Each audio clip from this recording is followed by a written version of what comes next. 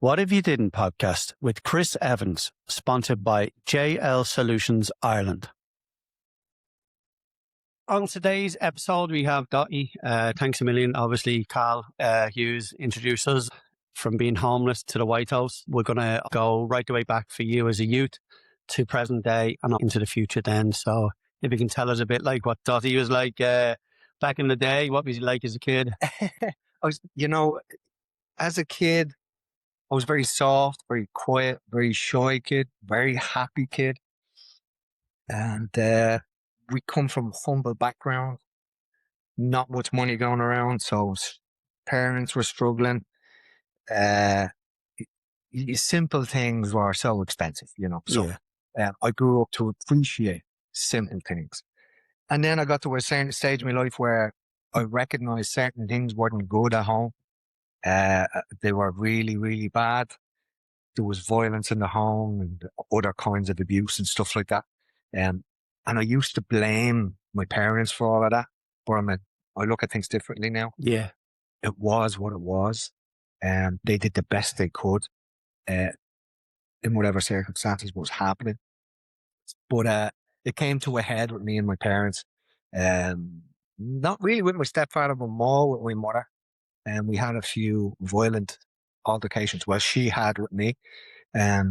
She beat the crap out of me with a baseball bat. Well, one day. And I was beaten fairly bad. Which kind of gave me epilepsy. Okay. Later on, and I only found that through going to the hospital and specialists and all this kind of stuff. We ended up with epilepsy. I thought it was a fall off my bike. The specialists said, no, that's where you got epilepsy from. But anyway, through the violence in the house and massive conflict. As I said, I was a very soft, shy kid.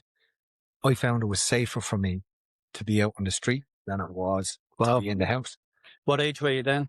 I would say 16-ish, anywhere from 15 to 17, kind of in that area there. So I would run, end up in the city centre, meet some good people, used to hang around with some really good people, but it was safer for me on the streets than it was in the house. So I stayed on the streets. Now I had an uncle who was just a beautiful man. Richie Lee was his name. He's a beautiful man. He came to the city centre, to the streets to get me, to bring me home. As soon as I'd be brought home, I'd be sitting at a table like this. Mother'd be here. My Uncle Richard, you there? Okay, let's sort this out. And she'd just explode. And I'd be like, okay, gone. Gone again. Yeah. So I was homeless on the streets for over 2 years. Every now and then I get to stay in somebody's flat. There was no apartments back then. It was all flats. Yeah. Or else one of my friends that I hung around with, they go, oh, my man was asking for you. Will you come back to the house? And I'd be treated like a king. Clothes would be worse to be able to have a bath or a shower.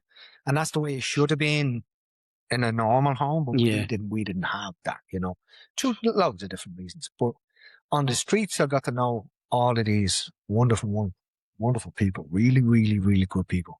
A lot of bad eggs on the street too, but you become wise very, very quickly. Yeah, who's who. And exactly. Yeah. There was one elderly man in particular. He was a homeless guy. His name was Tommy.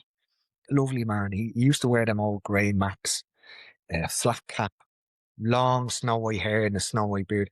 And I actually met him. He was begging for money but singing. Now, he wasn't singing. He'd go, give it all of that. Yeah. And you'd throw a few quid, maybe you had to buy a few bottles of wine. But one of the days I happened to be walking past and a couple of U-Hauls grabbed his money and ran. Yeah. So I followed them. I ran up the street after them, tackled them, had a little conversation with them. You know what I mean? Yeah. Went back to Tommy and we became really good friends. And every Friday, Saturday, I'd see him in the same place singing for a few quid, We became really good friends with him. And then I lost contact with him and I found out years later he had frozen to death in an old derelict building. No. Yeah, just off in a building at the Keys there. Heartbreaking. And such a lovely man. Yeah. Breakdown in marriage, he'd nowhere to go, turned to alcohol, blah, blah, blah, I suppose you were building relationships with people who were also homeless. Like, they were kind of your family then, like, Absolutely. Yeah. I had good, I was into the music scene. I used to have long hair. Yeah. It's on the bottom of my face. Yeah. And I knew loads of heavy metalers and punk rockers and punks and all these kind of people, all good people, the music scene, and everybody used to look out for each other. Yeah. And they were really good friends of mine, you know. And I'd meet all different kinds of lunatics on the way, Yeah. but happy, good lunatics, you know, all kinds of sorts of people. But I had a very interesting time. And people would say to me, did you not find that hard? Well, you know, when you're that young, like, you normalize it. It was normal. Yeah, yeah. You know, just being on the streets, being homeless was normal for me. So yeah. I always say as well, like kids, they can adapt very quickly, can't they? Like, you know, absolutely. like if that happened now to yourself or myself, it'd be like, Oh, catastrophic. yeah, but as a 16-year-old, you kind of, as you say, it just becomes normal. Like, You morph into something and you go into survival mode. you do, You know, and some part of that survival mode for me was because I didn't have any money. I used to beg for money too. But to beg for money, I used to have a drink. You know, of course, back in the day, long hair, combats, big steel-toe boots. I'll have a drink and you go up and you ask somebody for 20 pence. We used to call it tapping for odds. And people were more likely to give you 20 pence if you had a little bit of gargling. You know, you got 20 pence on you. So like, that was my circle. It was just like, have a bit of gargle, beg for money, get more gargle, get a bit of food, find somewhere to sleep. And there was a couple of places, a couple of lanes off Grafton Street and down onto the quays that we would sleep in and stuff like that, you know. So that was my circle. And I wasn't reliant on alcohol, but I used alcohol so I could make money, you know. And you can very easily fall into that trap where all of a sudden alcohol or drugs own you. But they don't own you, own yourself, you know. Yeah. Yeah. So obviously, like, you made a decision to become homeless, to get away from the family home and stuff. Like, obviously, like, what was the first night like? You know, you make this decision.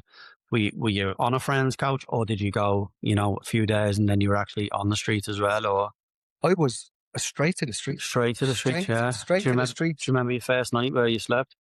Just up off Grafton Street, at the back of there used to be a heavy metal club called McGonagall's, and there was a lane at the back of that, so just off South Dan Street. So up there, that was my first night. Yeah. But then again, like, I knew people that were slightly older than me, and they had flats, and they'd take me in every now and then. And then friends, mothers, and that bring me. But a lot of times in lanes and you know what? Some of the not so nice people like me, predators who prey on the young, you know, you come across them too. And the only way to deal with them was through, you'd have to protect yourself with violence. So I learned violence that way. You know, quickly, like, very, very quickly, because if you don't, you won't survive. Like, 100%. I'm not a violent person, but you have to, like, I was involved in violence quite a lot. And then through that, you get a bit of a name for yourself. People think you're something you're not. Yeah. They've got a perception of who you are. Oh, you know, Dottie's a mad thing, or he's always fighting this, he's always fighting. I'm a child. Yeah. I'm a soft child looking to be loved. That's all. Yeah. Even today, as I say, I was in Dublin city centre today, and you can see, like, the people, you know, that have got issues, whether it's drink, drugs, or the homeless. You can see, even with the weather, like the weather's like today, you can see them, they stand out like a sore thumb, like, and I think it's a massive issue. Obviously, I don't know what it was like your day, but now I can only judge from now, like, and it's a massive issue, like, the homeless and the drug and drink issues in the city centre. It's very sad.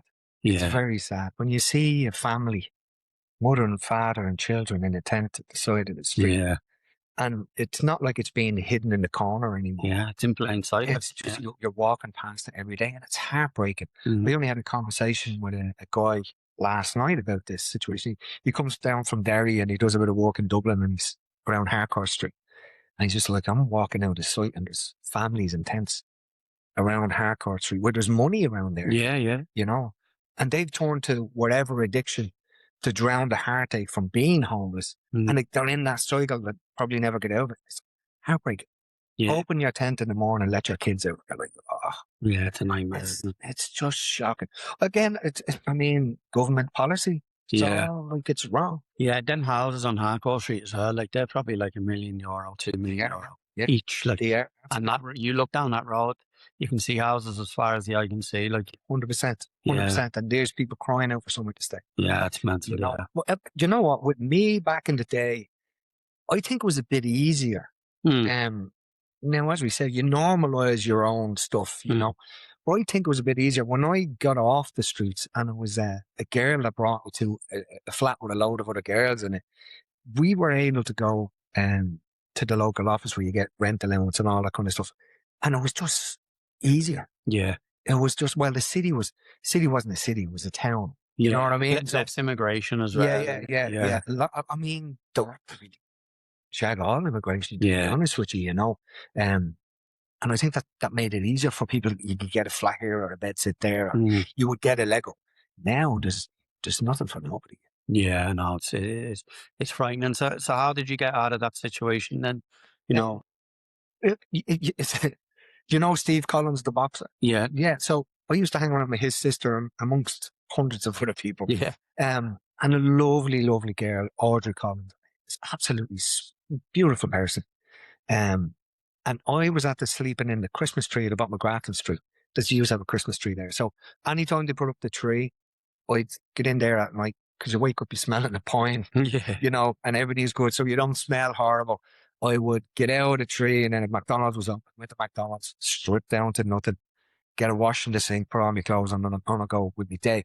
But it was either Stevens' Day or Christmas morning, one of the other. And I was just walking around Grafton Street, and Audrey passed me, and she's like, "Quinner," I'm like, "Yeah, you still homeless?" I'm like, yeah, "Yeah, and you know where to go." Like, I was just like, "No, come on up to me friends, and we'll feed you," you know. mm, So I went up with Audrey to where she was staying with all her friends. There was 5 girls and one flat. So I was in heaven, you know. So yeah, they would, you know, plait me hair, and I was like the bouncer and the bodyguard for all yeah, of them, and then they'd make sure I was all looked after, you know. It yeah, was wonderful, wonderful. And then through there, I met the first girl I ever fell in love with, mm, and we had a lot of happy years together. And it was just, that's how I got off the streets. It's wonderful. yeah. Yeah, it's wonderful. Isn't it amazing? Like people's kindness. Like she could have just walked past you that day, Absolutely. Lots of people did. and who knows where you would have been if she didn't. Like, you know. Yeah. Like everything leads to where we are. Like, Yeah, you know, things happen for a reason. So I'm a firm believer of that. Yeah, I agree with you. Like, I remember I was sitting at College Green. There used to be a cigar shop just on the corner of College Green there. And I was sitting there begging for money. And this guy walked past, and he said, "I'm not going to give you any money, but are you hungry?" I'm like, "Yeah." He brought me to a restaurant, 3-course meal. no, I'll never forget it. It may as well have been every Christmas rolled into. I'd say you can remember his face now. Oh, Like, I can, yeah. yeah, I remember just sitting there, and it was a Saturday. The sun was shining, and I was miserable. I was just like, you know, mm, any going money. through the motions. Like, Going through the motions. mm, Surviving more than yeah, anything else, you know. And this angel came down. It's like, mm, I'll bring you for something to eat. I was expecting there's a sandwich and a cup of tea, you yeah, know. Off we went to a restaurant, and he just looked after me like it was a king. Didn't look for anything in return. Are you okay now? Yeah, thanks very much. happy days. Oh, Yeah, it's just one. And you get spots of kindness like that. And it just, you know, it make you realise there's good people out there. yeah, yeah, It's good to be alive. And also, when you do good, good will come back to you. 100%. Yeah, yeah, yeah. No, I am a believer of that as well. Like, you know, and what you put out there is what you get back. Like, Absolutely. The universe is. yeah, definitely. Yeah. Yeah. So where does the story then go from there? Then you obviously met this girl, whirlwinds, romance, and you've Yeah. off the streets now. Yeah, we were going from flat to flat. Just your tenancy then in one place, and Yeah, you would end up in another. But we were so happy.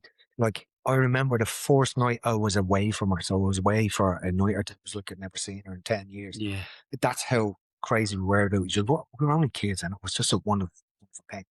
But we ended up in my brother's flat in Ballymun. So I'm originally from Ballymun. yeah. So Ballymun, to all around the place, into town and back to Ballymun.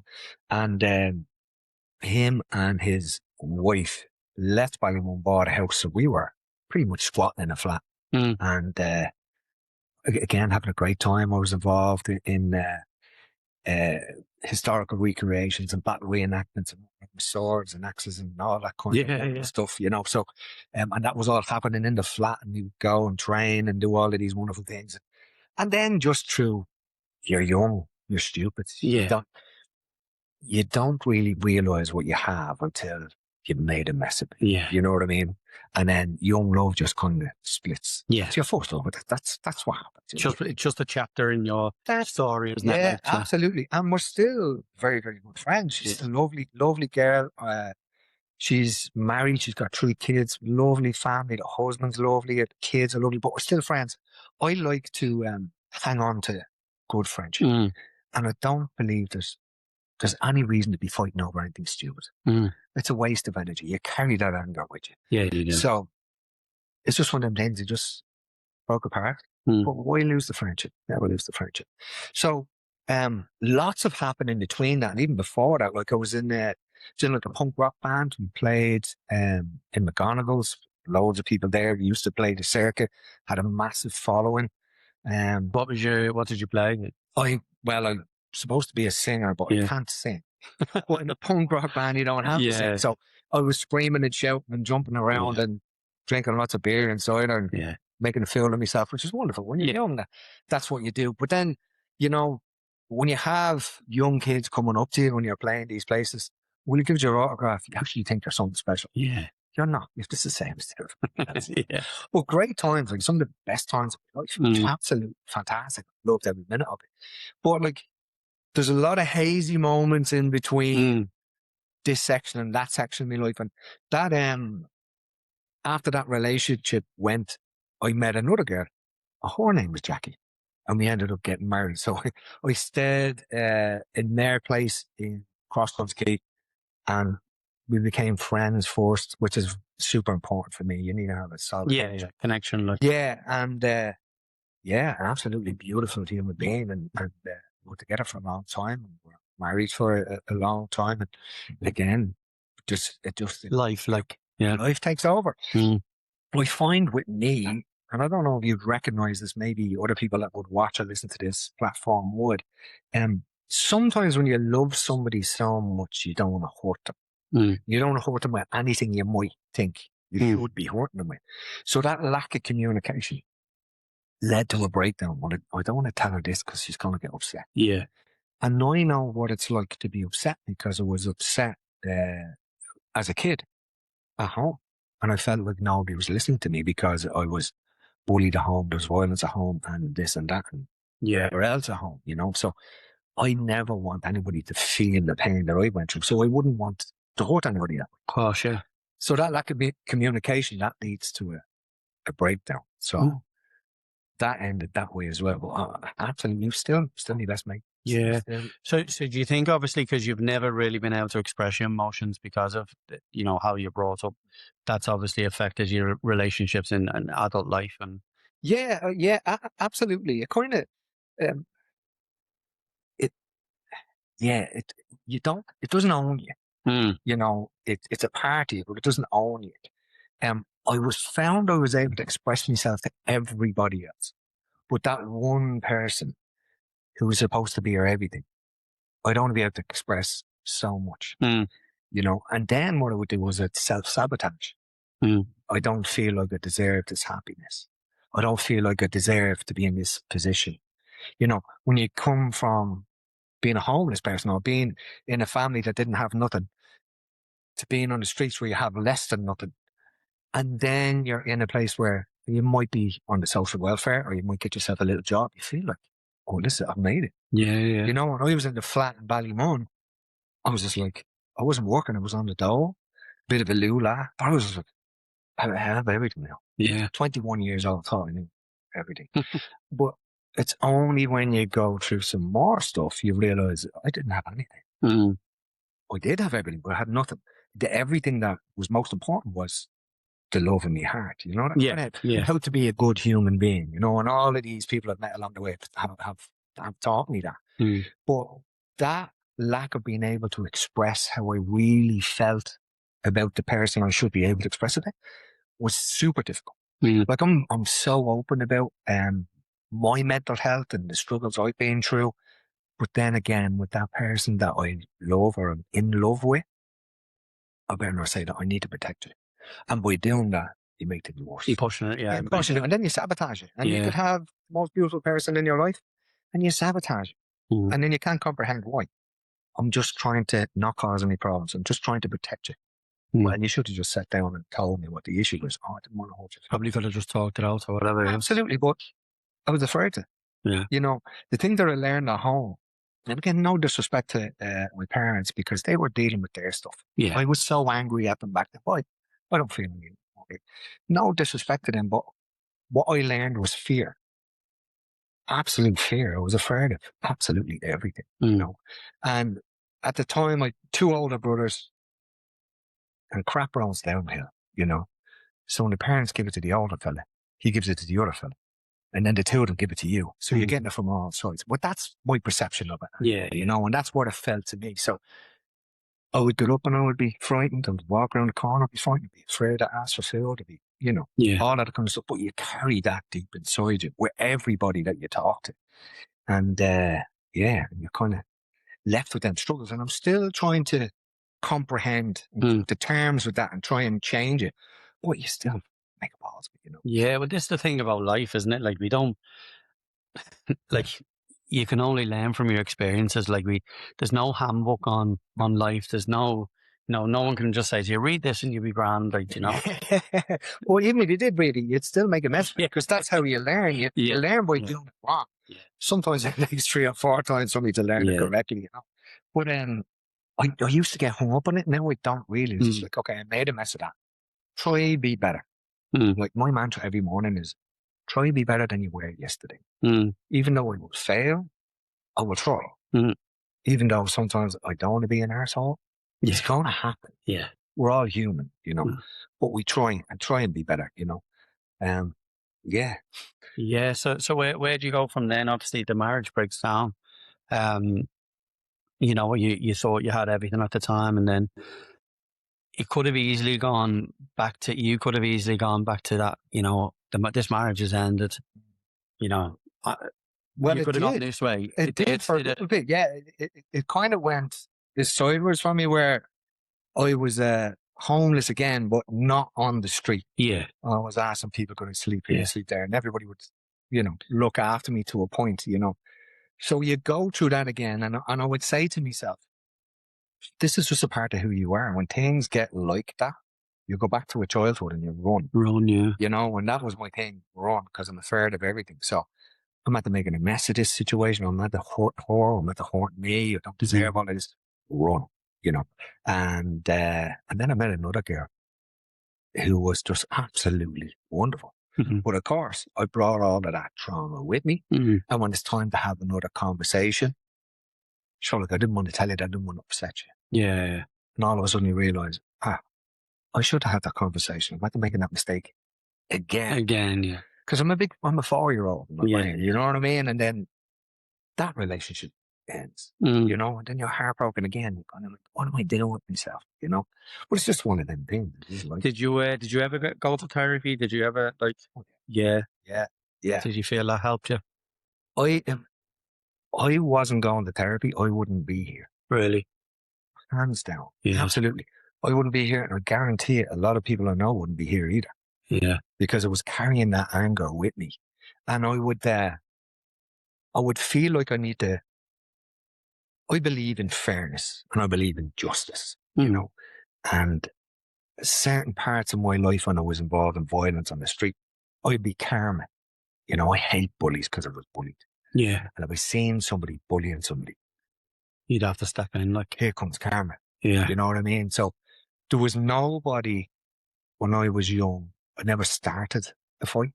I would never intentionally be bad to somebody, but when I seen somebody getting beaten up or somebody being bullied or a predator on a young girl or young boy, because I know what that feels like, I'm like, I'm stepping.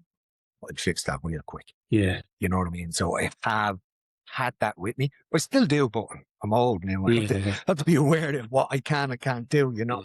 But I always felt like I needed to step up for people who couldn't speak for themselves because I could speak for me. So I was actually speaking for me through standing for them. Yeah. You know, and then again, you get a name, or you come in sort of, don't even do that, or you look after that, or if there's any trouble, we'll call in him. Yeah. You know what I mean? And I was that guy for. So around this time, were you on the doors then? You were saying I was, doors. I think I did my first door was 21, 22. Yeah. And it was the Harp Bar in town. When you think of that, like 21, 22, it's a baby, isn't it? Like, It's the kid. yeah. It's a new kid. I thought it was a man, as you do when you're 21, 22. You And you're think, not like, yeah. I'm the man. Yeah. But again, like, I was afraid of nothing back. Yeah. As in that way. I was afraid of my own shadow, and deep down I was Yeah. afraid of all of that. Emotions. Like, Yeah, but when it came to if there was aggro, yeah. yeah, no problem. Yeah, if I had to stand up, no problem. I'd be in there first, you know. Yeah. So when you're asked as a young guy, because I started to train in the gym in town, Unique Physique in Moore Street, I lifted weights in there, and I was doing a lot of fighting on the street, and you know, the guy said to me, "Would you be interested in doing a door?" I'm like, "Okay, what do we do?" Well, stand there and just do what I tell you. There's trouble you need to do. And I was like, "Okay, you're going to pay me to fight somebody." Yeah. Yeah. Okay. Yeah. Okay, I'll do that. Absolutely. Yeah, I will do that. Yeah. And at the time, the Harp was a fantastic place, but it was just like a battleground. It was like WWE or WWF because I'm old. Yeah, It's like, WWF. Yeah. That's what I remember. Yeah. So it's just like wrestling every night. It's absolute madness, but you get paid for it, you know. Yeah. But then you learn certain things about yourself. And then you learn to be a better person at your job. Where a doorman should never do his work with his hands. Now should talk as well. I managed a bar in Australia, said it a few times on the podcast, but I used to work closely with the security guards. Yeah. And you had the Indian lads, you had, you know, the Aussie lads. Yeah. And the best bouncers that I used to love working with would always diffuse the situation. Now, the Indian lads would just bowl in, and they could fucking fight, like, you know what I mean? Yeah. But the couple of the Aussie lads now, they'd be 6'5", whatever, but they'd be gentle giants, like, and they could two lads wanting to kill each other, and they just had a way of diffusing it, like. And that's a good doorman. That's a good security guy. You use your mouth to solve the problem. And I learned that fairly quickly, you know? It's just like, okay, treat everybody with respect. Yeah, definitely, yeah. Everybody with respect, because nobody wants to be treated like that. Nobody. So treat them with respect. 99.9% of the time, they'll treat you with respect. You're always going to get one idiot. Yeah. But that's okay. Yeah. And then if you've got no choice, if there's more that going on, I mean, you have to do your job. But I'd say you've got some funny stories from the doors back in the day. Like. Some I can't tell you. Well, I've got lots of stories. Yeah, lots of stories. This is what we would do if we went in, because I worked with all my friends, which made it easier. Yeah. You know? So if there was any problems, I didn't have to look after the shop. You knew to be there. People out of the way so we could get to do the job, you know. So some places, as soon as we start a new door, we'd go, where's the local telephones? Yeah. The old school, before mobile phones. Okay, well, we need to break the phones. So you'd smash the phones. So if there was trouble, they couldn't run off and call the cops. So we were always like little things like that. Yeah. But treat people with respect. Yeah. Treat people with respect. It's just the way it is, you know. Yeah. So obviously you're doing the doors. Then what were you doing after that? Then what was the job after that? I got involved in. I've a little bit of a military background. Yeah. I've got a bit of military training. I've been involved in a little bit of bodyguarding work and stuff like that. And I met a friend of mine, lovely man. We're still very, very close. Still a very good friend of mine, and he was involved in looking after dignitaries and so on and so forth. And he just said to me one day, and he's so clever, he's a super intellectual guy. He said to me, "Oh, I have an important person coming in from London, and I don't need to give any names or anything like that. Yeah. I need you just to make sure he's okay, make sure he's safe. People recognize who he is. Could be a little bit of an issue, blah, blah, blah." He told me the rules and regulations I had to follow. So yeah, I got a few jobs like that. And he was just like, okay, now I've got something else for you to do. And then something else for you to do and something else for you. So he tested me with every job and he wanted to see how good I was. And then he said to me one day, "We have a trip coming up. Are you interested?" I'm like, yeah, absolutely. And this is, I'm already at the being to the States. I'm already at the being on Capitol Hill. You know? Yeah. But this was another job. And I said, yeah, I'll go wherever you want to go. He said, "Don't say yeah until I tell you." I was like, "Okay, where are we going?" He said, "We're going to Iraq." I'm like, "Yep, let's go." No way. Let's go. Yeah. Was this around the time when it was all kicking off as well? It was ISIS had moved into Mosul and Mosul had then become the capital for ISIS.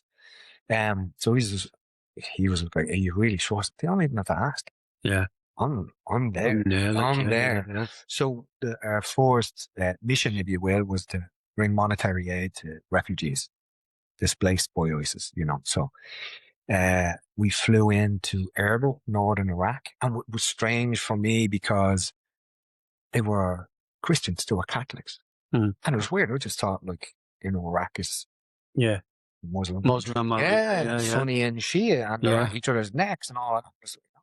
Erbil is a Christian city. I'm like, what? And Catholics, like Roman Catholics. So we were there in December, just coming up to Christmas.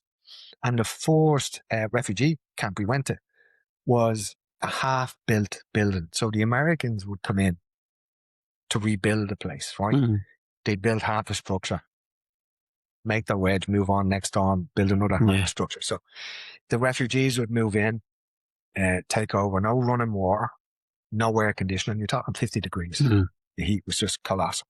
So we got to meet all of these wonderful local leaders and people and whatnot. But there's be a Christmas tree in the corner. You're like, what is going on here? That's mad. Yeah, it's crazy. So it was a bit of a wobble in the brain, but I loved it, and I learned really quickly. Just bring a little bag of sweets with you, because all the kids would follow me around. Do anything for you, yeah. Oh, Santa Claus, you know what I mean? So I was like the Piper with the kids who just give me little bags of jellies and all of that kind of stuff. But I found the most beautiful people there. How real kindness and real love. With these Iraqi refugees, they had nothing. We were brought into a room pretty much like this, and there was 3 or 4 families living in this room. Their beds were pallets. So we're there, we have our interpreter there, and then it's the local leaders. They didn't have anything, only nothing, but they were offering whatever they had to us. That's mad, isn't it? It just puts things into perspective, Yeah, you think about like what we've got access to. Yeah. Like even within a mile around us now. Yeah. You could get anything really. Anything. And there's people living like that. It's mental. No running water. Yeah. Like no aircon, no nothing. How are these people surviving, Yeah. They're surviving because people like us were going over bringing monetary aid. Like they were handing out, the food is lovely, by the way. They were handing out bits of fresh food, platters like tomatoes and cucumbers, and then everything's done with tea. Small cups of tea, the nicest tea I've ever tasted. And I'm like, not parties. Yeah, no. I'm a Lions man. But Sam. Yeah, but they'd be like tea and food, and I'm like, oh no, it's okay. And the interpreter had to say, no, you're insulted. Yeah. Please, I didn't mean that. I'm so sorry. So have me tea, me few little bits of lettuce and stuff like that. It was just beautiful people. Yeah. And the whole thing was, thank you for recognizing we have a problem here. Yeah. Letting the world know that there's an issue and this is what's happened. But then it spiraled on from there. We got tied into, I'd say, many times were we over there? It was like 6 or 7 altogether. So we'd have various jobs to do when we were over and back. And we got tied into the Christian militia who were fighting against ISIS. So we were there for the offensive of Mosul. We were involved in all of that kind of stuff. And there's lots of stories I could tell you, but obviously. Yeah. I'll tell you later on. But we were patched in by the local Christian militia, the NPU, the Nineveh Plains unit, and that was surreal. And then you got to do some training with these guys and trained them, and we were tied in with the special reactionary force. All good guys, all good guys, and wonderful experience. I mean, people would say, is it dangerous? Absolutely. Yeah. Were you scared? Poker face on. Oh, no. Yeah. Of course. Every minute. Yeah. But you know what? When I was there, I didn't think about my mental health. It was a job to do. So I'm there with my colleague. He's my boss, but he's also my friend. But when we're working, Do your job. You don't do your job, it's going to go wrong. Yeah. It goes wrong, it's going to go really wrong. So how long were you out there for then? We could be out there for weeks at a time. Yeah. We could be in and out depending on what the job that has to be done. So, again, all of that stuff is, Yeah.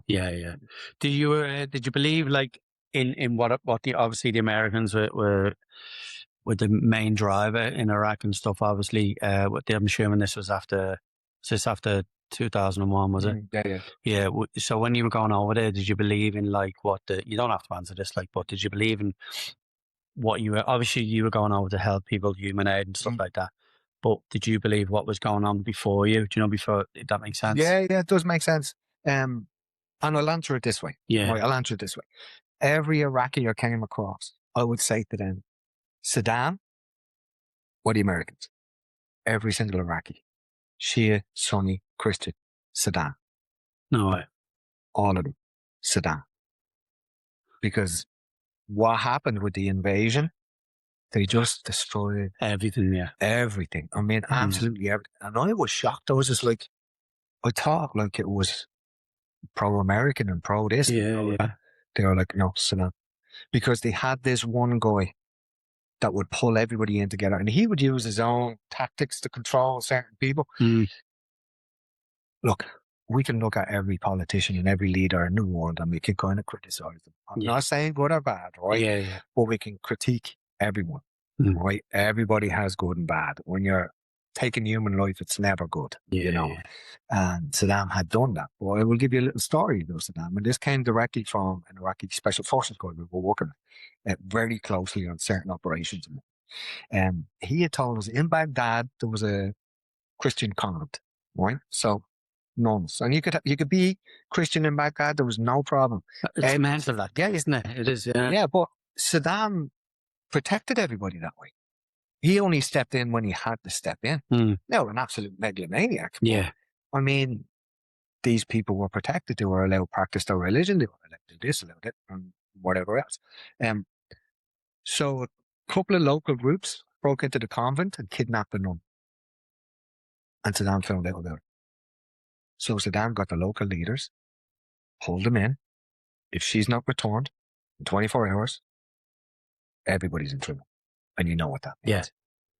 She was handed back straight away, the people that did it. So he had the power, like, yeah, even though he was like that, a maniac, he obviously had the power and the respect. They knew what he was. Yeah. You know, they knew what he was. This man, he was going to... Yeah. Wouldn't just be you, it'd be families. Like, exactly. Yeah. But the guys who did the kidnapping, they were dealt with. Yeah. You know? And that lady was handed back to the convent. That's how powerful he was. But that's how feared and respected he was. Yeah. But that's how... It depends on which way you look at it. That's how fair he was. You do bad, I'm going to do bad to you. Yeah. Leave them people alone. Yeah. You should be able to practice your religion. You should be able to practice yours. Now, there's a lot of other stories that, you know. Yeah. So do you know what Iraq looks like today? Like, is it civilized today? Or It's different today. Yeah. Like, it's different today. One of the operations we did, we flew into Baghdad and flew into the airport. It was a strange experience. This will all lead into the one thing, but it's, if you can imagine the Middle Eastern airport in the 70s, right? In any old movie that you wanted, that's what the airport was. I was like, oh my God. Anyway, we had met a couple of guys, our interpreter and the special forces guy, and we drove from Baghdad. We had to go from Baghdad right up to Mosul. And at that time, it was the most dangerous road in the world for EDs and bandits and people who wanted to kill you at noises and all that kind of stuff. And it was a mess. I mean, rubble. They had destroyed the place. The Americans were bombings and stuff like that, and the war, just absolute nightmare of the place, right? And then we got to Mosul, run by ISIS, went around Mosul, went to Erbil, which was like a base of operations kind of thing. And that city wasn't too bad because the ISIS hadn't got that far, so we were able to use that city. But we had been back after that, and then we came back again. They've commerce. They've got brand new buildings. They're selling cars. There's a new hotel here. There's a shopping centre. That's nice, isn't it? Yeah, it's beautiful to see. But then again, things are changing. Like, the Christians are losing what little power they had. Yeah. So now there's no alcohol, there's no this, no that. So the nightclubs they had and restaurants, that's all changing, but there's commerce there. And that's, well, I mean, northern Iraq is Kurdistan. The Kurds run northern Iraq, so they're like, no, you're not having this, you know. That's very surreal, you know. And on one trip, we could be away for a year and then we're back to whatever we got to do as a job. And you're like, wow, okay, I don't have to be switched on now. Semi-relaxed. Like, you know what I mean? Crazy. I'd say it was mad. You one day you're in Iraq, the next day you're doing work in Ireland or whatever. Yeah. It must be mad because I can only imagine being in a war zone. You don't sleep properly. you're constantly, there's that underlying fear. You're switched on. Yeah, constantly. Yeah. Whether you're asleep, you're awake. Yeah. And then you've got to do a job, say in Dublin, for instance, on a professional capacity. Mm. You must be like, this is like It's what- easy like, breezy. Like, really weird for me because we would get off the plane and I'd go straight to Blanchardstown Shopping Centre. All right. I might drop the bag off for us at the house or whatever. yeah, Go to Blanchardstown Shopping Centre and I used to sit outside a coffee shop, but it was inside the centre Mm. and just people watch. yeah. And I'd be there for 2 or 3 hours and I'm looking at kids getting out to their parents about a new mobile phone. I don't want that phone. I want this phone. Or, this argument or, just general life. Yeah. Like, oh, you don't know. You haven't got a clue. Like, Not one clue. And that's how I would decompress. yeah. I'm back in this life now. And it's strange. So you don't have to answer this, but like, it just always intrigued me, people that have gone to like war zones and stuff like that. So obviously the news and stuff like that we're getting fed, say even now in Iran and whatever, was it accurate, like what was being portrayed on the news to actually what was going on? Or was there a grey area in the middle? There's always a grey area. Yeah. And the powers that be to justify their actions would use propaganda. Yeah. Propaganda is a tool that's used in war. And there was a lot of propaganda. Like if you were to listen to the propaganda, everybody in Iraq is evil. Evil, and horrible, yeah. and nasty. They're all out trying to kill you and they paint a certain picture in your mind and that's what you Fear. Yeah. Like, yeah. The Iraqi people are just beautiful. Yeah. People. They're lovely, lovely people.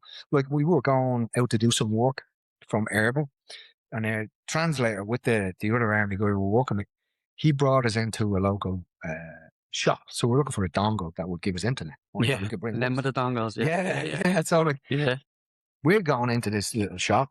It's about a quarter the size of this room, right? So we're in the shop and I said to me, mate, we don't like this. And usually my gut tells me something. We're gone. Hence we're still. Yeah.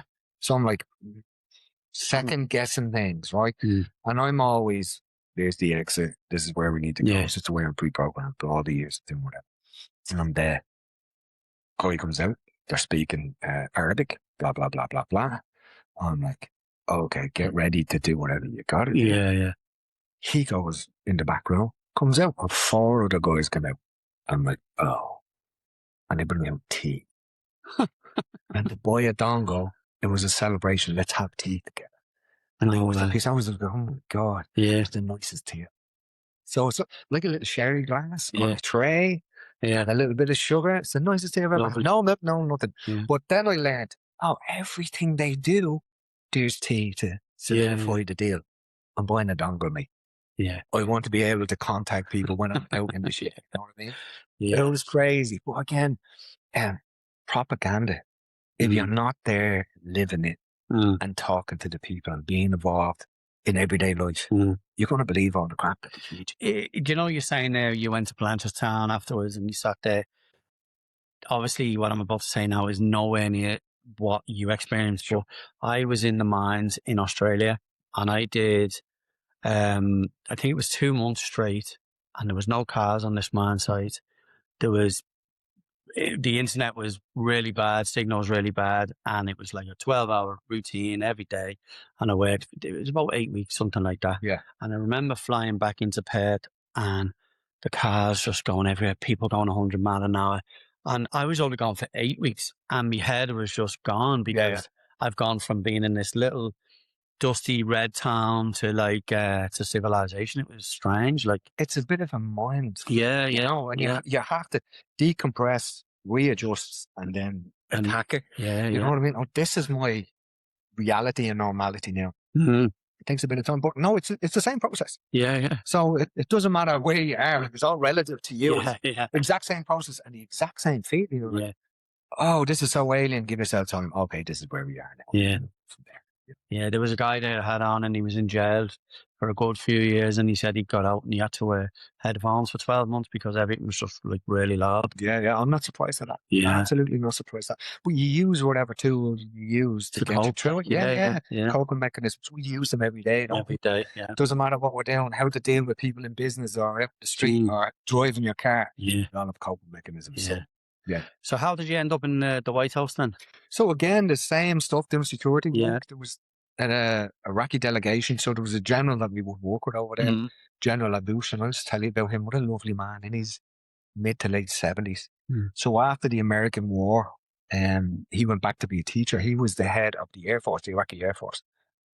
A beautiful man, just lovely man. He went back to be a teacher and he was teaching. The war with ISIS kicked off. So this 70-year-old man, wherever he was, decided, I need to stand up for myself and stand up for my people. And so he did. And he had friends in Baghdad, American friends. So an American general rang him and he's just like, there's 200,000 soldiers or whatever it was, the ISIS soldiers, they're heading to Karakush. You need to get out. So he was like, what? So all the men decided to stay. They got rid of all the women. All the men decided to stay. And they're like, no, we're going to fight this. Yeah. I'm like, wow. That's some balls, isn't it? It's just like, it's a man at that age, like, just holy moly. And they were like, no, get the women out. And we're going to stand up for it. But here's the strange thing. I'll give you the briefest story of this. They were put under the protection of the Kurds, right? Mm. Who were northern Iraq, where Karakush and Mosul and Erbil is. And 2 weeks before the arrival of ISIS, the Kurds went in and said, you don't need your weapons anymore. We'll take the weapons off you. You're safe, we're looking after you. ISIS came. And no weapons. No. Yeah. No. You know. Yeah, sad. The Nineveh plains were there all from. It's biblical. Mm. You know, it's mentioned in the Bible, and you see old Nineveh, the old city. It's, I think, part of it is one of the oldest occupied cities in the world, if not the oldest. Beautiful, beautiful place. A lot of minerals, a lot of this, a lot of that. Yeah. But you don't need your guns anymore. Oh, here's ISIS. We need help. Yeah. See you later. We need help. Yeah. You know? Yeah. But these people decided to stand up and go, no. Mm. Because here's a certain type of fanatical Muslim, and here's another different type of Muslim religion. Identity. Because the Kurds got an awful time through Turkey and all of that. Yeah. An awful time. And then there's this little group of Christians in the middle. Now, I'm not a Christian. I'm a pagan. I'm old school pagan. Yeah. I believe in happiness and health and, you know, all of this kind of stuff. But they were the last bastion of Christendom in the Middle East, in my humble opinion, and getting squeezed. So they had no other choice but to stand up and fight. But anyway, we get back to the White House. Yeah.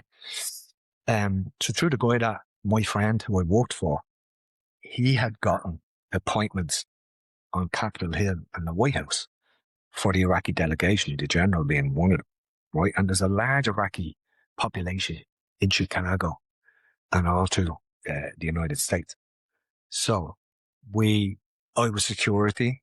We picked the Iraqi delegation up, brought them to Capitol Hill, had various different meetings in Capitol Hill, which was just mad, crazy for me. Yeah, like, yeah. I'm from the flats in Ballymun. Yeah, what am I doing here? And then we were brought into the White House. I'm like, I'm in the yeah. I'd say that was mental. Yeah, it was like so surreal. But of course, poker face on, I'm working here. You know, I'm working, poker face on, my suit on. Yeah, I'm Mr. Security guy. Yeah. On the back of my brain, I'm like, what is going on? How am I here? But even from then, we went from there, and another meeting, we went to the Pentagon. Yeah. I was in the Pentagon. Like, we were dealing, well, not me, I was security, but there was meetings that I was there. These are guys that make massive decisions. Rule the world, so to speak. Like, exactly. Yeah. Like, we don't want that little town on the planet anymore. Yeah. We'll get rid of that town, you know. And there was a couple of meetings that I was involved in, and I'll tell you off camera. Yeah. I'll give you a quiet brief of one of them, where I'm sitting down the end of the large table and all the politics is happening up the other end of the table. I'm not privy to the discussion, so we switch my brain off. Sitting there, everything's safe. I don't have to be working. Yeah. I'm working. I need it. This big old American guy sits beside me. Military man. You get that straight away. I'm like, oh, he's like ex-Marine Corps or something. Like that. He sits beside me. He goes, military guy. When I went, I've been around. I can tell. Don't mind what's happening up here. Tell me what these people need. I'm like, well, I'm looking at soldiers with flip-flops on. You know, I'm looking at Yeah, AKs yeah, from the 60s and the 70s, yeah, you yeah. know, maybe the 80s. The magazines are rattling in them. Mm. They don't have any tack vests. They don't have uniforms. They don't have a barracks. They don't have this. They don't have No that. training. No training. Yeah, yeah. No training. Like absolutely nothing. Like, and no awareness of muzzle safety. And that's another story I'll tell you at another time. Well, he's just writing all this stuff down. He looks at me, just nod his head, and off he goes. The next time we went to Karakush, there was a barracks built. They all had their stuff. It was phenomenal. Mental, yeah. I mean, and that's true. Sitting there, Yeah. holy crap. That's some serious stuff. And I'm involved in it. Yeah. I'm just happy to be there. But you're making that wonderful, beautiful, positive change. Yeah. You don't realize you're doing it until you sit back and you go, Yeah. You're part of it. yeah, Like, yeah. oh my God. Politics is happening up here. But Yeah. it's this conversation. That's the work. Yeah, it's mad, isn't it? Yeah. I'd imagine like being surrounded like by the the security in the White House, Pentagon. I'd say it's so serious. Like I'd say it's like full on. Like there's a tension in the air, like constantly. Like, you know what? It's strange. There's a mix between that and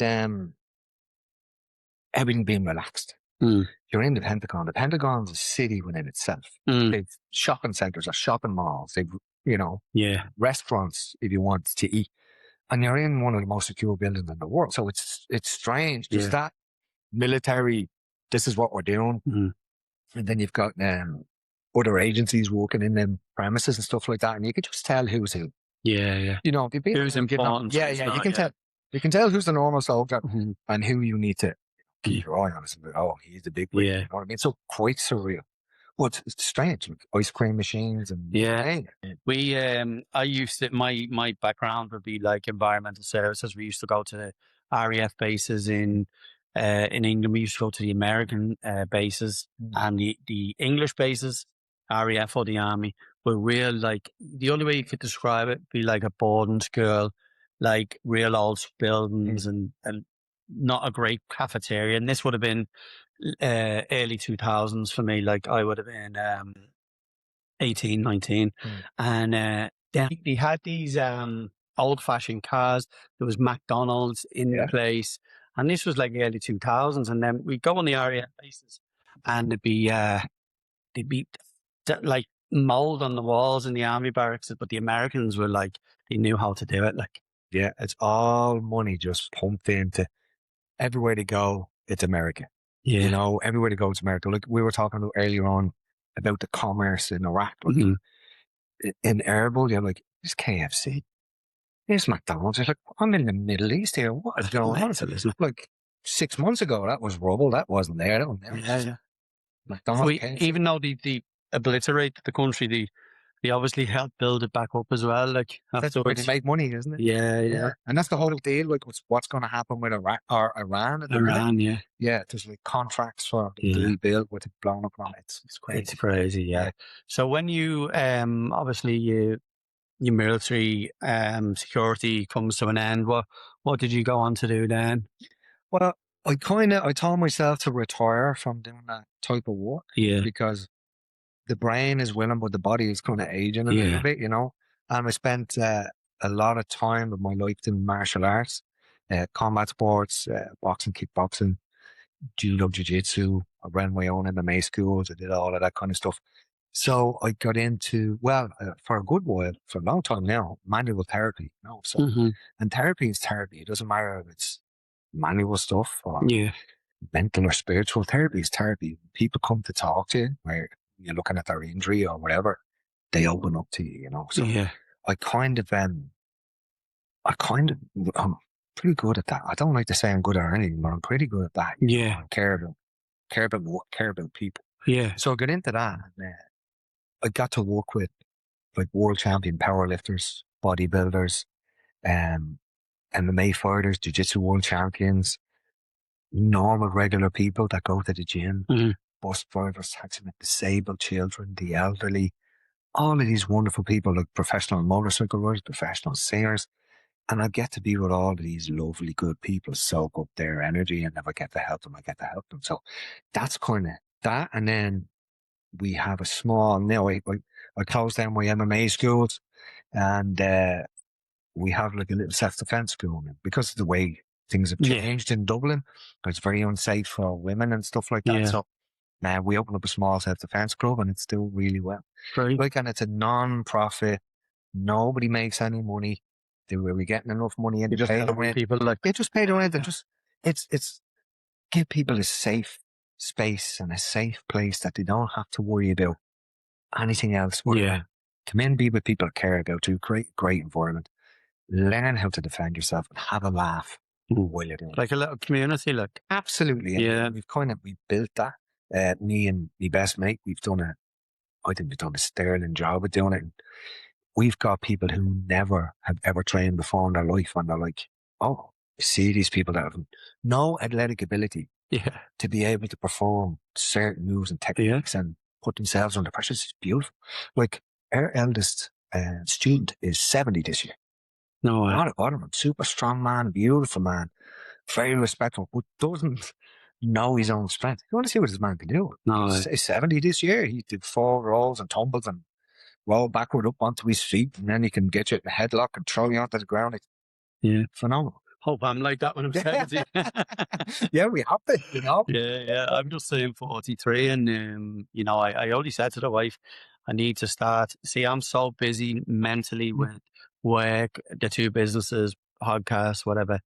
I let my health, and I've only just started the last couple of weeks, months, and I need to, the old saying, use it before you lose it, You have to. Yeah. I mean, you have to. If there's anything we can do to help, Yeah. do whatever needs to be done.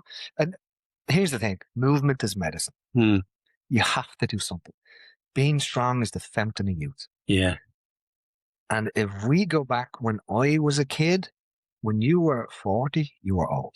Yeah. I remember getting to 30 myself and was like, you know what? Yeah. I'm at that age now. Let's just get fat. No care. Yeah. And then one of my mates said to me, what are you doing? You have been training most of your life, and now look at you. Yeah. Oh, let's snap me out real quick. We're going 55 this year, and I still train. I have to train. You don't look 55, and you don't. I look about 75.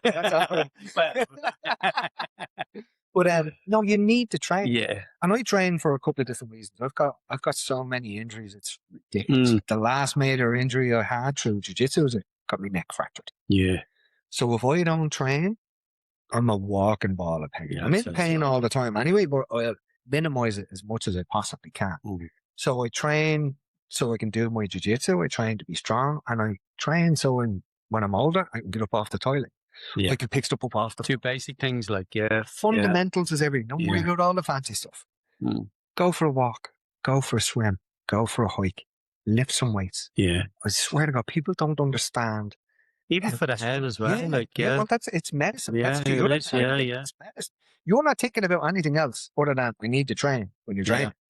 It's as simple as that. So all the other cares go out the window. See, I like swimming. Like I go through phases. Like I like lose, 2-3 stone, and then like I get myself right on grand now, and then I'll go off for like I'd say about 2 months off there now, just eating.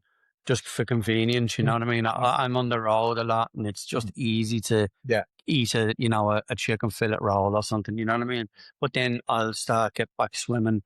I like me golf, I used to play football, but my body won't let me do it now.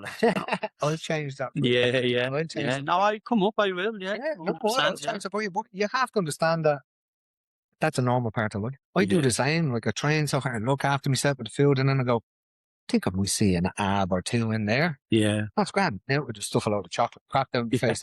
And I get a bit heavy again. Then I'm like, oh, I need to tie it in a little bit. So I'm not standing on a stage and sparkly jocks flexing. Yeah. Right? I want to enjoy some food, feel great, have the odd pint of Guinness or the odd glass of whiskey, and train and be happy. So I like to have that normal balance. For me, that's medicine, because I'm also bipolar and I have a personality disorder. So I have to make sure I have all my jigsaw pieces in the right place so I can stop myself going too high or too low. Mm. And training is a part of that. So not only is it physical medicine for me, it's spiritual and mental medicine for me. It's a part of my life. I have to do it. And when I don't do it, that's when I take a dive. Yeah. You know, so it's super, super important. But keep you alive. Yeah, 100%. Like, you know, you're saying about self-sabotage there. That's kind of what I do, like, to myself, like body-wise, fitness-wise. Like, everything's going well, and then I build myself up, and then it's just like, you know, I could go like a week or two not really having a drink or eating well, and then I feel amazing. And then something inside of me, like, just wants to self-sabotage myself. Like, it's just the cycle, like, you know. Again, that's kind of normal, but I'm not going to make assumptions for yourself. Yeah. Talk about myself. I self-sabotage because of trauma. Yeah. Trauma as a child. And it's unresolved trauma that I thought was resolved. But I recognize what that is. Well, that's a normal part of life. Yeah. So here's one thing I do say to everybody, and I say to myself every day. Don't be hard on yourself. Other people will do that for you. Yeah. So don't do that to yourself. Yeah. Take it in your stride. I didn't train this week. Okay, well, you know, I need to get my act together. I'm going to get back at it. Little bit of consistency. All you have to do is an hour, 3 days a week. Yeah. That's 3 hours out a week. I know, it's mad, isn't it? And like what I can do in 3 hours in a week is mental, like, you know. It's phenomenal. So when you break it down that way, you're like, go to the pool. Yeah. Go and play a game of golf. Yeah. You don't have to do more than that if you don't want it. Yeah. Go for a walk. Have your chocolate, have your chipper. But then balance that out with, okay, I need proper protein, I need proper carbs, I need to. Yeah. So just find that balance for yourself. And it's a lifelong fight for me. My biggest fight with training is my food, because I love food and copious amounts of food. You know, I'm a glutton for it. Yeah. And again, that's trauma for being a kid, because we didn't have any of that stuff. Like when we were a kid, one of our meals was oxo and bread. Yeah. Oxo, yeah. Break up the oxo, hot water, and bread, or crackers with butter. Yeah, it's mad, isn't it? Yeah, so we would have meals like that. Again, just because the parents didn't. Yeah, it's mad. Like, I look at my kids, and, you know, like, I'm like, yeah, I had a great upbringing, in fairness. Like, I can't talk for myself, but I look at my kids and say, like, you know, they don't realize how lucky they are, like, you know. Yeah. And they'll never get it. No. Because they've never had to experience it. Yeah. But that's what makes you a good parent. You provide for them. Because you've got the ability to. Yeah. You know what I mean? Maybe your parents or their parents didn't have the ability to get them what they need. Yeah, well, it's like my father, like, his mother left him at a young age, and he had a bit of I wouldn't say a terrible childhood, and then he broke that cycle. And a bit like yourself, like, you know, he broke the cycle for me. Yeah. And then I can be the dad that I am to my kids. Like, that is beautiful. And that's a gift you're after being given. That is absolutely beautiful. Yeah.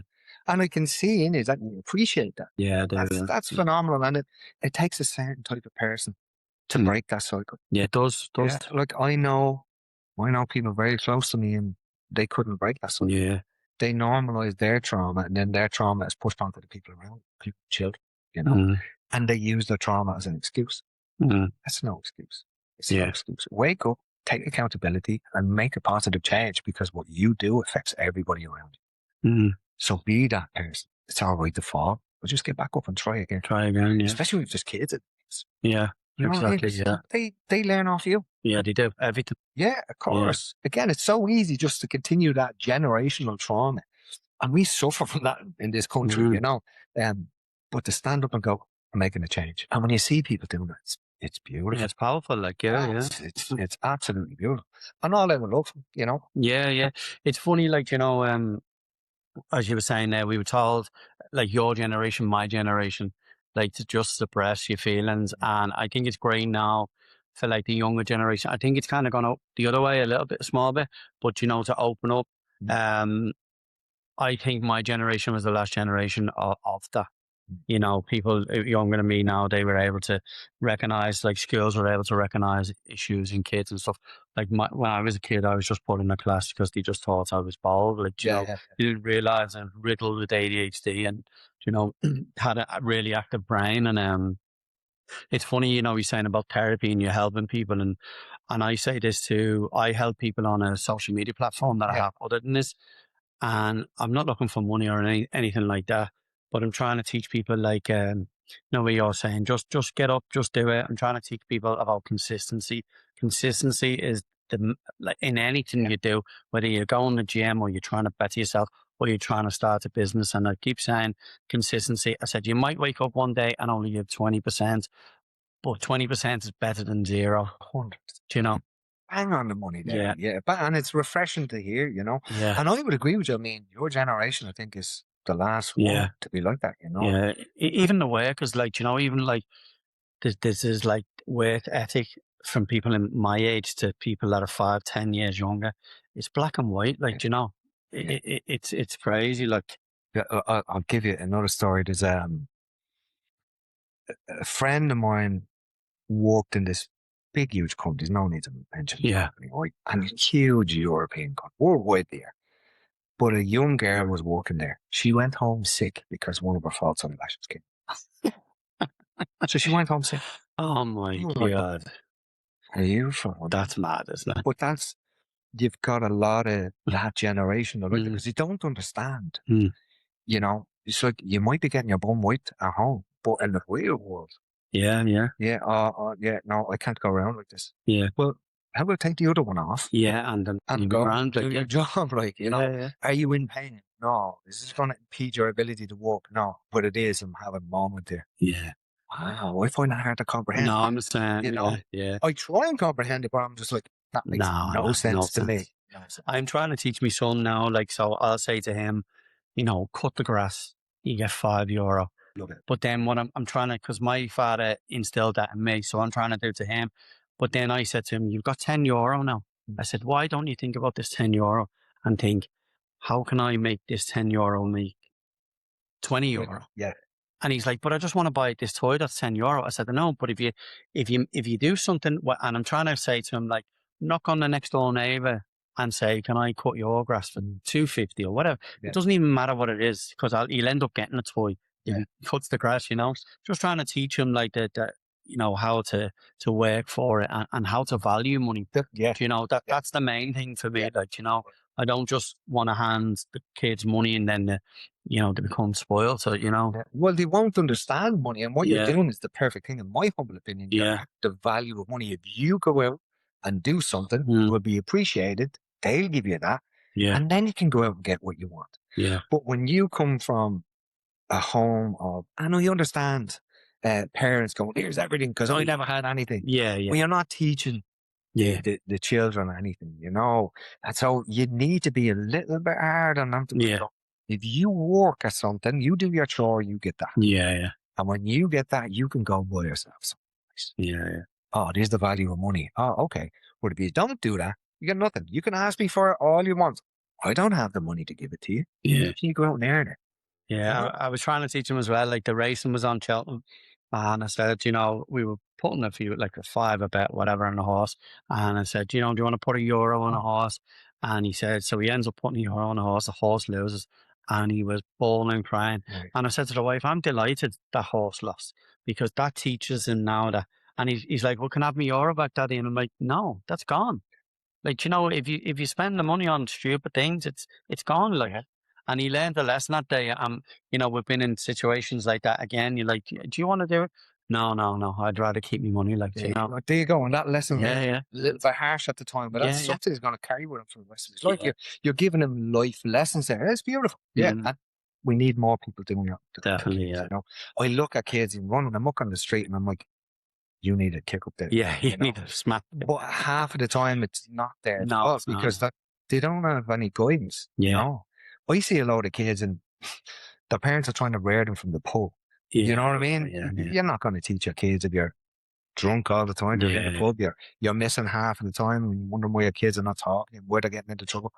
You're going to do that. If you have children, they should be up for you. Teach them to be good human beings. And then when they have kids, they teach them to be good human beings, you know. It's difficult, but it's not that difficult. Just follow that.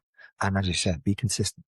Consistent. It's the key. It is to a lot of, like, to everything pretty much, like, you know, anything you put your mind to, or whether it's starting a business or it's the gym or it's anything, being a better person, you're consistent. So obviously the podcast is called What If You Didn't Podcast. I normally ask a question of what if you didn't. You have so many sliding door moments in your life. Yeah. The one that sticks out to me is what if you didn't walk past the lady that took you in that day? Where do you think you'd be today? Because I feel like that was the real moment where your journey started, that sliding door moment. What if she just walked past you that day, or you didn't happen to walk down that street? Where do you think you would have gone? Do you think you would have ended up on the same route, or? I don't know, and and that's a lovely question because I do think of that quite a lot, and that is the day. That's officially the day I was taken off the street. Yeah. Even though I didn't really have a place to stay, although I was staying with the girls, I was taken off the street that day by that young one's kindness. Mm. And I think I would have been either not here anymore or in some kind of horrible trouble. Yeah. Because she came along at the right time for me. Because all there was madness and violence. Mm. Now, in my humble opinion, justified violence because it was sticking up for people. But still, could have happened. You could have approached the wrong person or something. Yeah, yeah. Or hit somebody really hard and then something goes wrong. If that hadn't happened to me, I probably wouldn't be here. Mm. And that's the reality of it. So I'm forever grateful to Audrey, and I'm forever grateful to start going out with her friend Jackie, and then she guided me. She taught me so much about this is what love is. Yeah. You know what I mean? As in, this is what it's like to be cared for. Mm. Where I felt, somebody cares about me. I've never felt that way before. Mm. Even though my parents did, never came across that way, from my perception, because there was all kinds of madness happening in the house. But she was able to give me that gift, and I was just, so this is kind of normal. Mm-hmm. Yeah, well, spiritually, that's what love is. Mm-hmm. I'm like, but most definitely, I wouldn't have done any of the other stuff, any of the other adventures in my life if it hadn't been for Audrey that day. Mm-hmm. Yeah, I believe that as well. Like, even the way you're telling your story, like it a massive moment in your life, like huge. Yeah. And I've had a good few of them. But that was probably the defining moment of my youth. Mm. And I've always been one for taking adventure. Mm-hmm. Oh, do you want to try this? I'm putting my hand up. No. And the first time I ever did that was in primary school. Again, as I said earlier on, I was super quiet, super shy, really good kid. We were in primary school and there was a play on. I think it was in second class or third class. School play, Brian Brew. Who wants to be a Viking and say a few words? I didn't even realise. My hand was up. Okay. Thought he was going to have the thing, and he does the lines, and all of a sudden I'm in the play. I didn't even realise I hadn't heard them. But I carried that on to saying stuff was the same when I got into the band, into the punk rock band. We need a singer, and I was saying, I'll do that. Yeah. Not in my head, I ended up in that scene, one of the biggest bands that was going in Dublin at the time in that scene. It's the same, I'm looking for somebody to go and do this job in the Middle East. I'll do that. Yeah. I'm looking for somebody to do this type of job. I'll do that. I'm thinking about opening an MMA school. I need some help. You've loaded training. Do you want to do that? I'll do that. And then, I've got all of these lovely adventures and lovely stories that I will take to my grave with me, Yeah, yeah. And I'm not about money because I don't have it. I've never had money. I don't care about money. I care about time. Yeah. And all my time with them adventures have been well. Gosh, yeah. And some of them are very, very dangerous times, but well worth it because I've lived every single one of them adventures. And I'm forever grateful. I'm forever grateful for the people that have allowed me to do it. Yeah. Like, not many people can say they've been in the White House, can they? Like, No. Yeah. Again, especially from being homeless. Yeah. To that is crazy. Did you ever think about writing a book? Yes, and it's been said to me by numerous people, but, would you not write a book? I'm like, well, I got tested for dyslexia a good few years ago. Yeah. And I have problems with that. Yeah. Problems, paying attention for a long time. And like on my phone, I've got a colour background on my text. And okay, yeah. The italics are changed so I can really understand what's going on. And in primary school, I never realised I was a pretty bright kid in primary school. But as I got older, just things went. Yeah. So, it's funny about it. Yeah, it's funny you should say that because when I got diagnosed dyslexic. I was about 13 or 14, and they were making me do tests, and they were putting like a blue sheet over the paper, or orange or yellow or red, whatever. Yeah. And it was like, oh, when a green one goes out, the words like stood out to me and stuff. Yeah. You were trying to get me to wear these glasses, but 13, 14-year-old lad, I was like, I'm not wearing green glasses going around school. Had braces at the time, like I would have got battered, like, you know. Yeah, come here. Here's one for you. I was sent to secondary school by my man a pair of shorts, No, schoolboy shorts. yeah, And I'm going to Ballymun Comprehensive, and your first year. yeah, And, you know, I was given an open face balaclava that was lemon or baby blue. Two of them. So I go to school. You're like, are you for real? yeah, I was kicked up and down the school. yeah, You know what I mean? More trauma for you. yeah. But, you know, crazy. But I was diagnosed with my dyslexia through therapy, Okay. because I'd seen psychotherapists and anger management guys. I've been through the whole process and being a psychotherapist where you lying on the couch, well, Mr. Queen, blah, blah, blah, or else a conversation like we're having. And I've been through them all. But one of them said to me, I think we might be dealing with dyslexia here. Yeah, So at the time I was in a clinic where St. Brendan's Hospital used to be, in the old building there. And the woman goes, right, we're going to do the test for dyslexia. And she's like, how have you coped? yeah. Like, numbers I'm terrible with. Yeah, I'm the same. If you write 1 to 9 and put a 0 at the end of it, I'm like, I don't know what I'm looking at. Counting out money, I can't do. That's 17.50. Well, the blue one is a 20. Here you go. Get the change. I don't know what to do with the change now. I'm kind of one of them. And I'll recognize words. Like, so if I'm reading something which is difficult for me, I really have to focus. I'll think I'll recognize a word, and that's the word I'll say. Yeah. You know what I mean? That's me as well. Like, do you know, there and there. Oh, you spelled it. I'm 43, still can't get my head around it. Yeah. Stuff like that. And then I'm really good with even numbers, but odd numbers. Like, my head goes, like, you know. But that's why, like, I know it makes sense now. You sent me a voice note the first time we made contact. And I do that a lot with people because texting, I'm really good at texting, but I'm not confident in my spelling, especially there, and there. Oh, yeah. Day, and day, you know, that type of stuff. So voice notes now for dyslexic is fantastic. Oh, I love them. And I tell people, if you're messaging me, I don't want to be weak. Some texts, you know, just message me and I can hear your voice go, oh yeah, and I'll do the same back. Yeah. Because a little text, it'll take me bleeding 20 minutes to do it. Like, what am I doing here?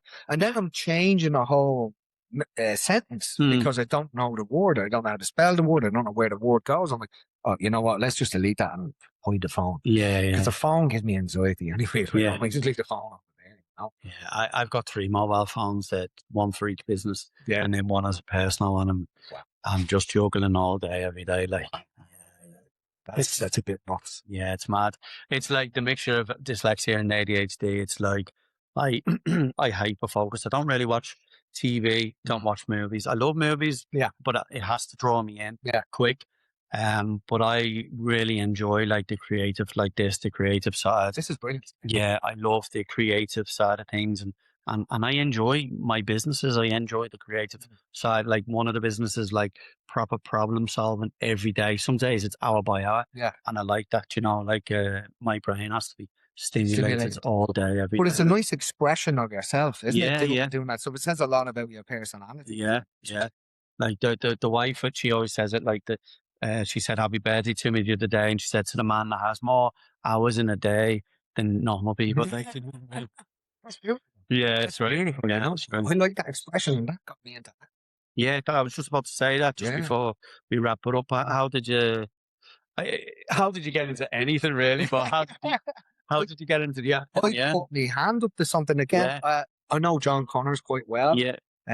Wonderful human being. Absolutely extraordinary actor. I don't think they realise how talented of an actor he is. He's super, super, super good, and he works harder. So I know John quite well, and he put this post up about, you know, this course is happening and blah blah blah.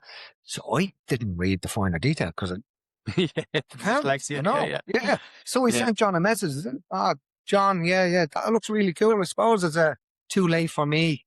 Didn't know what I was getting myself into. Oh, Daithi, what are you doing tomorrow?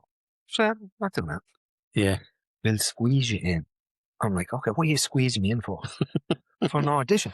Yeah. I'm like, Okay. okay. Yeah. An audition. I didn't know what was expecting. I've never been to an audition in my life. Yeah. So anyway, I turns up at this beautiful apartment complex. It's Port Manic or Malahide. I can't remember.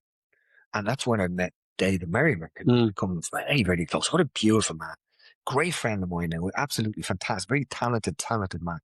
He's like, he learned his skill from Jim Sheridan. Yeah. And he's very close friends with Jim Sheridan. So I learned off him. But anyway, I'm sitting there, these actors, and Putting the face on. yeah, Yeah. I know what I'm at here. Yeah.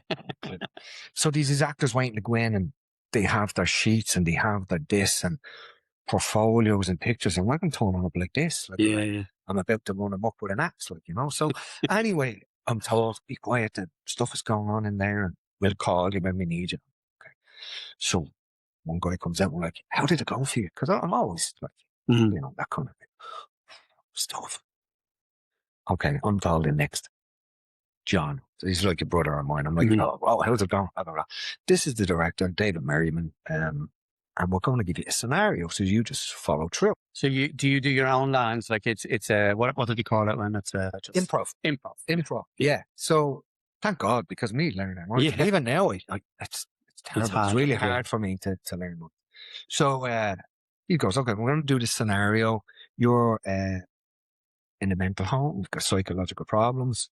And this is the doctor, what you think the doctor is out to get you. I'm like, that's normal for me. You know, this is like I'm bipolar or the personality disorder. Yeah. I go to see my psychiatrist every couple of months. I go to see my counselor. This is normal. So he just went improv, and I just answered him back. But I answered him back in a defense that I would use in my own experiences in the psychiatrist, because I was always afraid of, if I really tell them what's going on in here, you get whisked away. Like, and it was about to happen one day. Yeah. You know, where the psychiatrist went, oh no, we'll be back in a minute. Because I said, well, I'm going to express everything. Yeah. They were going out to get people. They brought a nurse in, a male nurse, standing there. Now, Mr. Quinn, blah, blah, blah. And I went, I'm going to stop you there. I'm going nowhere. They wanted to bring me in. No. Yeah. I'm like, no. And you want to be bringing more than him. Yeah. So when I was doing the audition, I had that whole, straight away, I'm like, oh, I do this every month or two. This is grand for me. So the audition ended, and David Merriman was just like, that was really good. I like how you changed that. You threw it back on John and blah, blah, blah. And I'm like, oh, so John was the other side. John was he was the doctor. Yeah. And instead of John asking me all the questions, I just turned it back on him and threw a lot of questions at him. And he was like, so he had to deal with me, and he had to change his whole thing. Yeah. And I got great feedback at the end of them. I'm like, that was fantastic. We have a role in mind for you. Yeah. And I was like, okay, I just bluffed my way into that, you know? So I got the opportunity then to go on the course, LCA1, it's camera action, with David Merriman, super talented, and John Connors, another super talented guy. And they start giving us the tools to become actors, or to understand acting. And I said to them, well, they asked me, have you ever acted before? I'm like, I've been in a few little bits, you know, documentary here and a bit of stuff work there and a bit of this here. And I'm like, well, we act every day. Every day we act. Yeah. We have to act happy, pretend nothing's bothering us. You know? We have to act confident. So I'm acting all the time. So everybody does it. So why can't I do it with a camera there? Yeah. Well, it's completely different, let me tell you, when the camera's there. You're nervous and you've got all this pressure on you. Yeah. But I got to do that course, and we got to make a movie. It's not finished yet, but I've seen some of the footage. Amazing, that's how it is. Oh man, it's absolutely phenomenal. And then there was another course, and I got to do that 7-week course. And then LCA3, I'm on that. We're in pre-production for another movie. And there's small budget movies. No, we don't get paid for them. But it's adventure. Yeah. So I'm learning all of this craft of acting. I'd never call myself an actor. They would. Yeah. I wouldn't call myself an actor. I'm just trying to get a new experience. But I'm having this another adventure. At this stage in my life, here's another adventure. Mhm. How many people do you know get to make movies? You know? Just you even saying that, like you not calling yourself an actor, you all about experience and stuff like that. That's probably why you'll probably end up making it, because do you know the way like people who are so desperate to get to where they want to be, the desperation comes out. Yeah. But because you're looking at it from a different angle, Yeah. you're looking at this as an experience. Let's see where this goes. Let's see where this takes me. Like Yeah. it just you become like it becomes your natural Absolutely. self. Like Absolutely. And I've learned that through David and John, when you're in front of a camera, don't act. yeah, be yourself. Because we know you're acting, and that means you're a Yeah. shit actor. You see plenty of people Yeah. now that are doing acting clips and they're overacting. Yeah. Do you know what I mean? You And see you tell straight away. you can't tell straight away. Yeah, And you're just like, I'm not watching Yeah. that. That's just atrocious. So I've learned your past experiences, put that into the character, twist it a little bit. Yeah. put your own edge on it, understand, Mm. ask yourself, what is the character? Yeah. What's he about? What's he trying to achieve? And again, I've learned all this over the last year and a half. And it's not all about the correct dialogue, although you need to know the bones of it. Yeah. It's not all about word for word. It's about knowing the beats. Yeah. You know, what's this person? What is their goal? What's your goal? What's the end goal between this interaction? And then go with the beats of that. And then I found it therapy. I'm unlocking all of these emotions that I've had totally shoved down for a long time. And all these emotions are coming out. And I'm just like, but in a good way. in a healthy environment Yeah. with wonderful, talented people. Mm. And I'm like, oh, I'm going home exhausted. Yeah. Like, you're doing an emotional part and an emotional scene, and you're like, oh my God, I'm about to lose my shit here. Yeah. You know, it's absolutely wonderful, but very difficult. Mm. Because I thought, let's just pretend. And I've had friends of mine going, acting is the easiest thing in the world. You just pretend. Yeah. And I used to think that until I'm doing it. I'm like, oh my God, this is so difficult. But I'm learning so much about me. Yeah. And about other people. Like, we did a short movie. Patrick Connors, John Connors' younger brother, very talented guy, El Paco Productions. Yeah. I've just seen he's back on social media. He's back on social. So he wrote this short movie with his cousin, JJ Connors. And it was about John and Paco's father who committed suicide. And it was this short movie, and he asked me to play a part in this short movie. And then Kirsty came in to direct it. And she is just a super talented. I think she directed one short before, and she directed this short movie anyway, and it came out. It's doing the rounds in the different film festivals. I think it's won 6 awards already. No way. Yeah. Amazing. Absolutely. Like London. It's up for awards in Los Angeles now. No way. You're like, holy moly, are you for real? And I get to be a part of that. So again, that's something That's fantastic. Yeah. Amazing. I get to work with all these talented people that didn't realize they were talented people. Yeah. Because they're all so humble.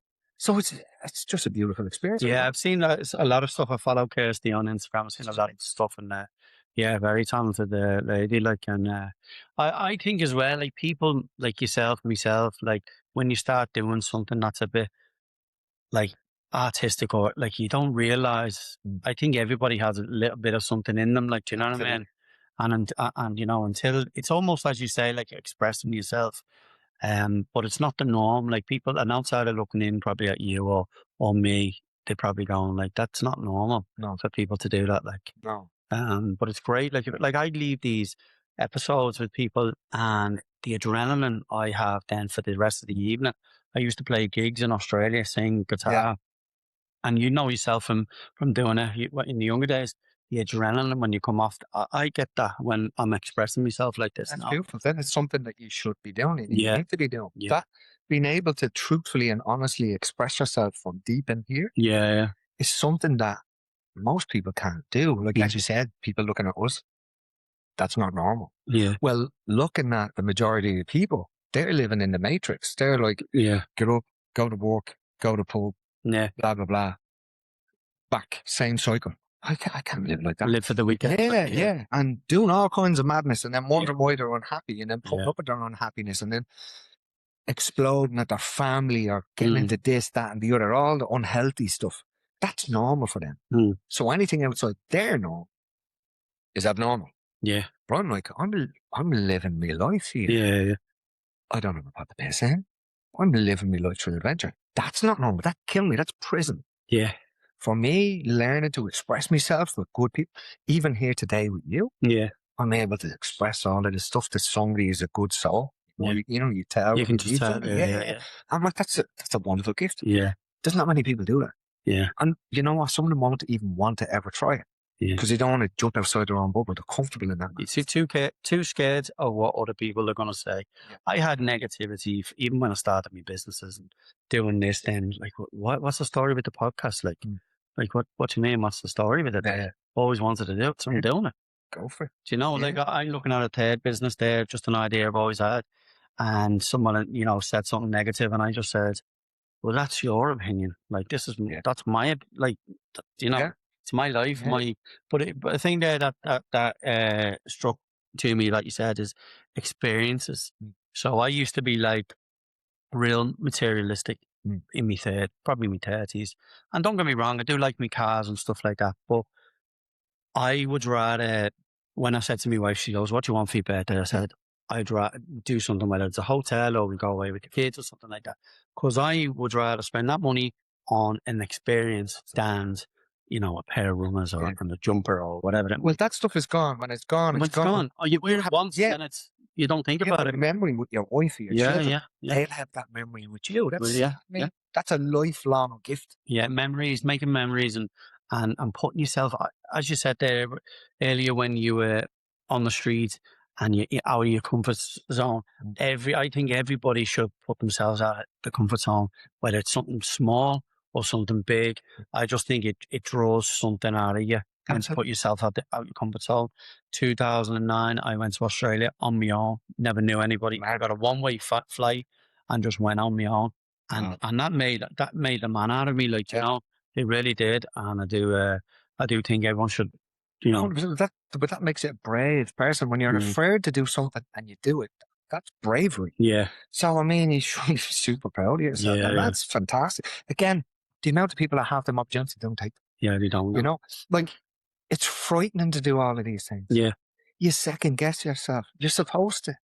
That's a part of it. You know what I mean? Yeah. Like, as I said earlier on, I'm afraid of lots of stuff. I'm afraid of Jesus, everything. Yeah. But when you do something that you're afraid of, that's real bravery, no matter what that is.